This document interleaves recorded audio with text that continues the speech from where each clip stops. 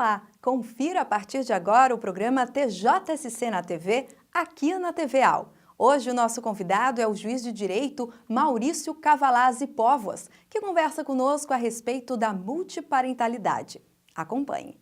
Eu abro o nosso bate-papo te perguntando uma definição do que é multiparentalidade.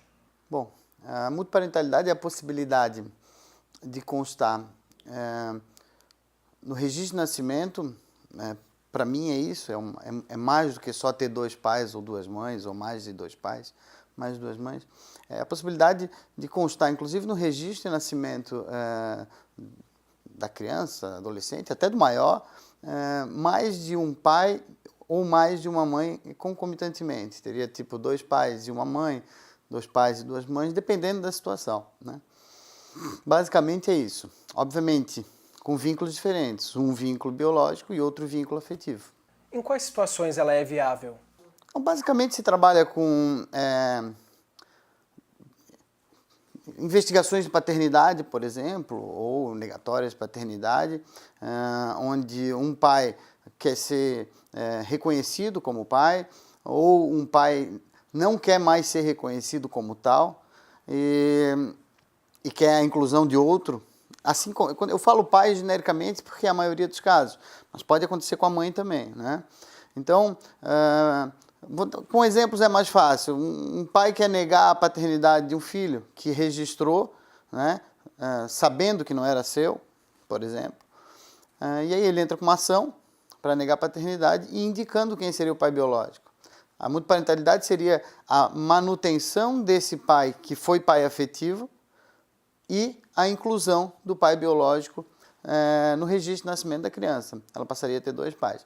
Mas isso pode acontecer também em casos de madrasto e padrasto, por exemplo, né, que criam durante um período longo os filhos e depois querem não adotar, mas ser reconhecidos como pais afetivos, sem que se tire o pai biológico da relação ou a mãe biológica da relação. São situações desse tipo, assim, né? Pode ser, um dos primeiros casos julgados no Brasil foi em relação à adoção. A mãe morreu no parto e o pai, em seguida, passado algum período, iniciou um novo relacionamento e a madrasta praticamente criou aquela criança porque a mãe dela morreu no parto. E, passado um tempo, entrou-se com uma ação para reconhecer a madrasta como mãe efetiva sem que tirasse o nome da mãe biológica, que havia falecido, do registro de nascimento e foi deferido. Então a criança ficou com a mãe biológica, que morreu no parto, por ela, praticamente, e foi incluída a mãe afetiva também como mãe. Então ambas têm o seu mérito para ser consideradas mães, né? É nesse sentido, mais ou menos.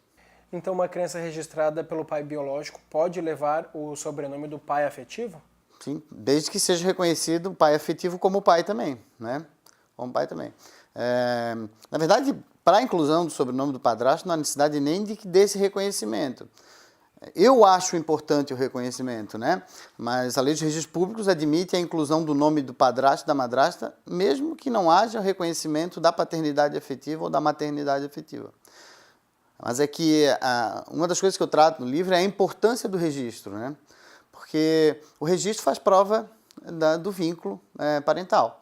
Então, se eu quero provar que o meu pai é meu pai, eu apresento o registro de nascimento, está lá, na carteira de identidade tem o nome do pai, na carteira de identidade tem o nome da mãe.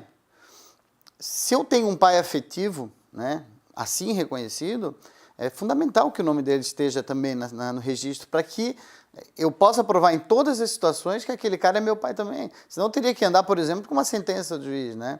E uma das coisas que me incomodava quando eu escrevi o livro é que havia até na doutrina uma possibilidade de reconhecimento dessa dupla maternidade ou dupla paternidade, mas nunca se dava a importância ao registro. Não, pode ser reconhecido como pai afetivo, mas o registro é fundamental, porque o registro é a prova da filiação, a prova direta, a prova imediata da filiação.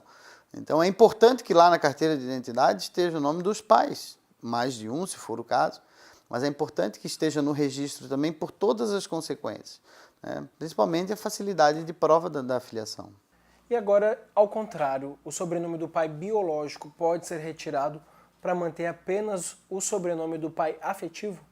Olha, nome é uma questão muito meio polêmica, né? Tem autores e tem jurisprudências que são mais restritivas em relação ao nome e que não admitem essa retirada. Eu sempre fui muito liberal com relação ao nome, né? Eu, inclusive, em ações de investigação de paternidade mesmo. Eu acho que o nome, tanto a ordem como a colocação do nome, é uma coisa que pode ser resolvida, vamos dizer, em cada caso de uma forma diferente, né?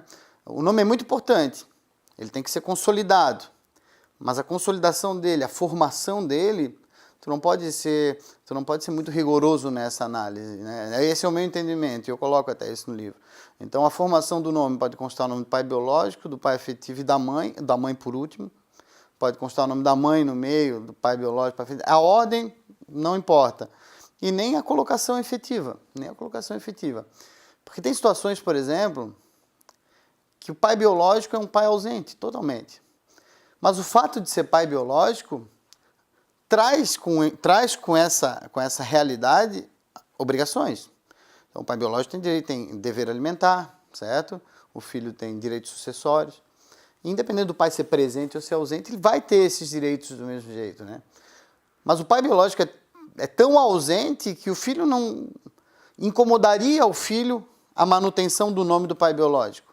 Carregar aquele nome. O nome é uma coisa muito importante, né? É um direito personalíssimo, né? Direito de personalidade da pessoa.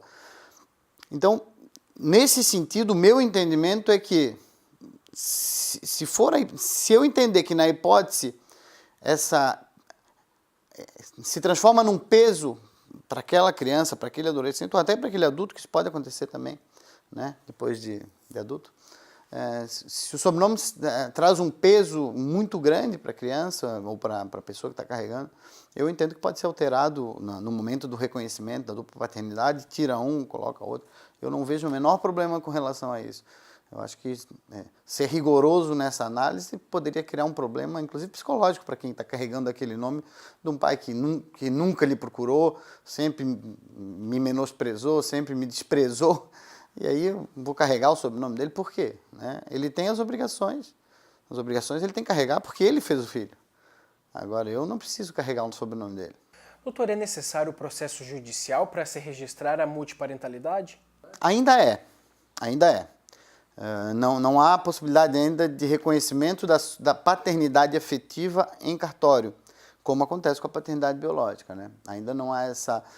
Que eu saiba, ainda não há. Inclusive, eu tenho sistematicamente entrado em contato com os cartórios para ver se há alguma determinação que eu não tenha conhecimento. É difícil, que a gente normalmente recebe, que eu não tenha conhecimento vindo do CNJ ou vindo do próprio tribunal, dando essa possibilidade. Mas ainda não há essa possibilidade. Sempre que eu quiser reconhecer a paternidade afetiva, ainda que não seja multiparentalidade, digamos que minha mãe não registrou o nome do meu pai, e eu fui criado por uma outra pessoa, eu quero reconhecer a paternidade afetiva em relação a essa pessoa, eu preciso de um processo judicial.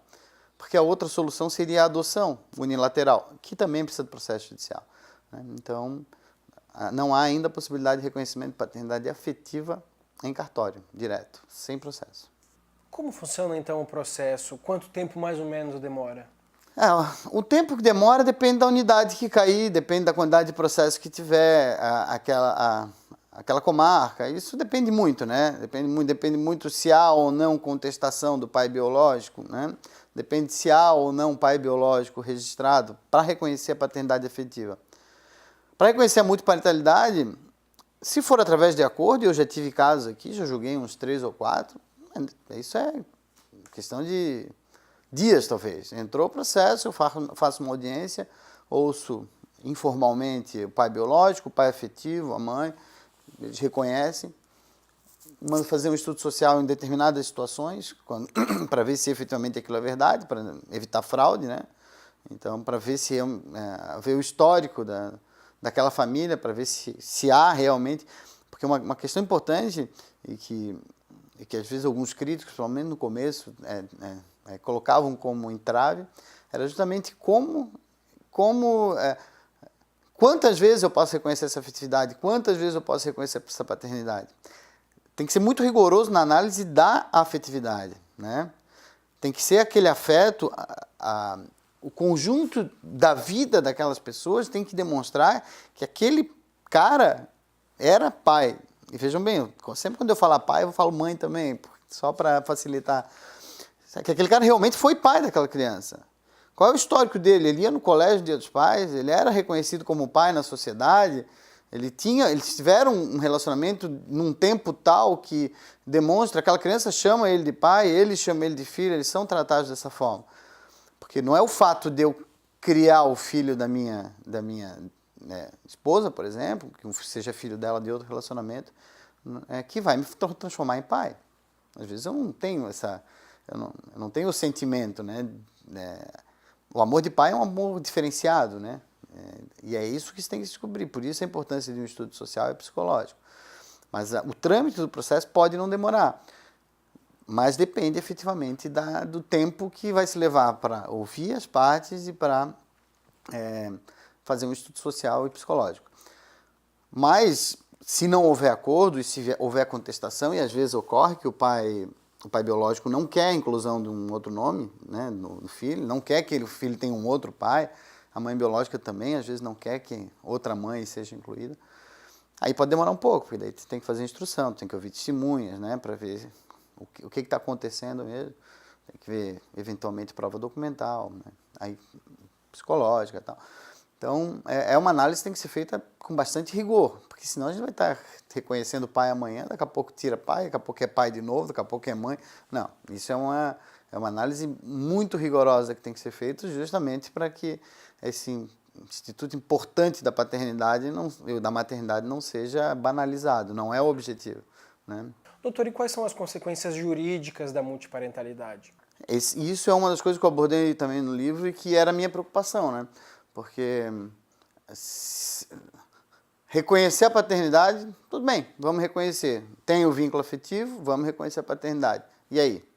Como que fica a guarda, alimentos, sucessões, né? Isso tudo eu abordo no livro, né? Eu trago todas as situações especificadas. A que mais causa polêmica é a sucessória, né? É a sucessória. E nesse caso, segundo o meu entendimento, os detalhes eu não tenho como explicar, porque são detalhes muito técnicos, tem que fazer alguns gráficos que estão no livro, mas basicamente instaura-se uma linha sucessória entre o filho e os pais, sejam eles 2, 3, né? E entre ele e os pais também, no caso dele ser o autor da herança. Então, se morre o filho, os 3 pais herdam normalmente. Se morre um dos pais, o filho herda como filho dessa pessoa. Mas, enfim, eu não vejo problema nenhum. Eu abordei a questão do registro, a questão dos alimentos, a questão da guarda, a questão do nome, a questão sucessória, né, de direito de visita, todas, em caso de dissolução, todas essas questões estão abordadas. E todas têm uma solução absolutamente jurídica, sem problema nenhum. Os efeitos são totais. Por mim era isso. Não sei se o senhor quer acrescentar alguma outra informação ou falar do seu livro. O livro é a segunda edição, né? Na verdade, eu fiz uma segunda edição porque quando eu lancei o primeiro livro, eu não tinha julgado nenhum praticamente no país sobre isso, nem com a abrangência que tem. E o que mais me atiçou assim, para parar, pegar um tempo e atualizar o livro foi a decisão do Supremo, reconhecendo a possibilidade de dupla filiação. Eu fiquei até aguardando a decisão do Supremo para ver se eles entrariam nas questões acessórias, né, nessas questões que eu falei, alimentos, guarda, e eles acabaram não entrando, né? Mas o que me chamou mais a atenção foi realmente como chegou a decisão do Supremo, inclusive de um precedente aqui de Santa Catarina. E como o Supremo decidiu pela possibilidade de dupla filiação, e aí eu disse, então vou dar uma atualizada. E aí percebi que de 2012, lançamento do primeiro livro, até agora, em 2017, lançamento da segunda edição, muitos julgados nesse sentido, muitas decisões nesse sentido, algumas eu trago até aqui. E eu tive o prazer até do próprio ministro Fux prefaciar o livro, e ele que foi o relator desse caso no Supremo. Então, o livro está bem atualizado, tem bastante decisão em caso de adoção, em caso de investigação, em caso negatório de paternidade. Eu trago algumas decisões negando a multiparentalidade, que é muito interessante também. Multiparentalidade que foi pedida e não foi reconhecida. Né? Então, acho que tem bastante fundamento agora, ele está bem mais completo do que a primeira edição, até porque eu não tinha muito subsídio, na primeira edição era só o que eu imaginava, agora eu tenho outras ideias. Né?